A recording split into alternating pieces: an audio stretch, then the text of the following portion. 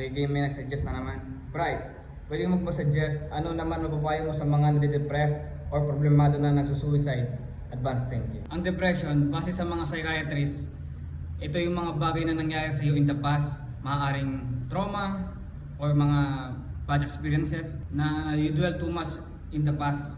Parang hindi ka lagi mong iniisip yung mga nakaraan. Pero alam nyo, may paraan para labanan yung depression. Ito siguro may masasabi yung mga totoong nakakakilala sa akin. Kung sasabi ka ng paraan na ganyan, yung kuya mo hindi mo na napayuhan na ganyan. Oo, sige. Kasi late na dumating sa akin itong mga kaalaman na to di ba? Ito diretsahan. Lahat naman tayo mayroong bad experience Lahat naman tayo mayroong trauma Sino bang wala? May mga nangyari in the past na ayaw na natin balikan, na ayaw na natin isipin. Napagramdam mo, gumuho yung buhay mo dahil sa kanya. Lahat tayo may ganon, di ba? Ngayon, madidepress ka. Walang sense na balik-balikan pa yung nakaraan. Na oo, may hinanakit ka sa nakaraan, ang bigat-bigat, nanakit sa'yo, naginulpi ka nito, pinatay yung ganito mo, di ba? Na someone fucked up your life, di ba? Na oo, aminin natin, lahat tayo merong ganon. Tapusin mo na yung mga bagay na pinaghinakit mo sa nakaraan. Tapos na yan, hindi mo na mababalikan yan at hindi mo na may tatama pa. Ito pa masama. Kakatigil mo sa nakaraan, sinisira mo na yung ngayon mo, sinisira mo na yung future mo. Sa kakatingin mo sa nakaraan. Mahirap kasi sa depression na wala kang magawa kahit ano. Na hindi, wala kang magawa na make sense na something productive. May mga tao ini-invalidate nila yung depression na sinasabi nila na depression is just a feeling. Hindi siya basta feeling lang. Totoo siya na nangyayari talaga, nag-exist na totoong buhay siya na nangyayari talaga. Basta sa aking kwento, totoo siya. Nangyari na siya sa pamilya namin. Totoo siya. Kayo ng mga nagsasabi na depression is just a feeling.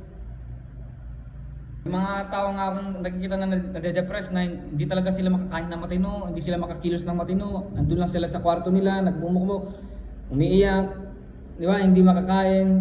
Sabi nga nung sa nabasa kong libro na yung The Atomic Habits, may nababasa ka doon na yung small habits na makakatulong sa iyo, kahit na maliit na bagay lang makakatulong na sa iyo niyan. Halimbawa, paggigising mo sa umaga, ayos mo agad yung higaan mo. Diba? Parang may pumitik lang na dopamine sa katawan mo na at least may nagawa kang something good. Pagkatapos mong ayusin yung higaan mo, maligo ka. Huwag ka agad mag-cellphone. Kasi pag nag-cellphone ka agad sa pagkagising mo sa umaga, may mga makikita kang magagandang bagay na maiinggit ka ulit na yung mga bagay na yun wala sa'yo at hindi ikaw yun.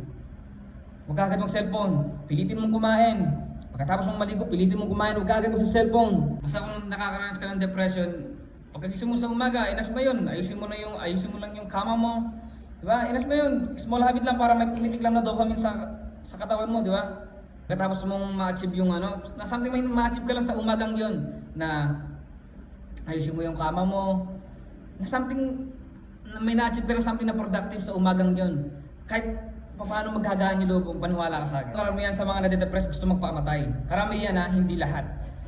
Pero, doon din naman punta natin Di ba, mamamatay ka din, mamamatay din tayong lahat. Walang maiiwan dito sa mundo. Lahat tayo mamamatay. Paano pangungunahan? Lahat naman tayo pupunta doon Lahat tayo mamamatay. Di sulitin mo na habang nandito ka pa, habang buhay ka pa. Diba? Tapos hayaan mo na lang yung sarili mo na mamamatay sa natural cause. Na sa sakit, maybe, sa aksidente, o kahit ano man. Basta huwag mo lang papatayin yung sarili mo. Tapos nakakaranas ka ng depression, gawin mo lang yung mga small habits na ginagawa mo na makakapagpapitik sa'yo ng Kasi, walang nakakalam. Malay mo, instant twist ng buhay, di ba? Malay mo, kinabukas, importanteng tao ka na. Di ba? Sino nakakaalam? Wala. Ngayon, depressed ka? Trapauhin mong makaalis dyan. Mag-exercise ka, kumain ka ng tama, maligo ka ng tama, maglakad-lakad ka, trabahuin mo. Make your future so bright so that you forget the darkness of the past. Yun lang. Bradley Batang Lao, always look on the bright side of life. Peace.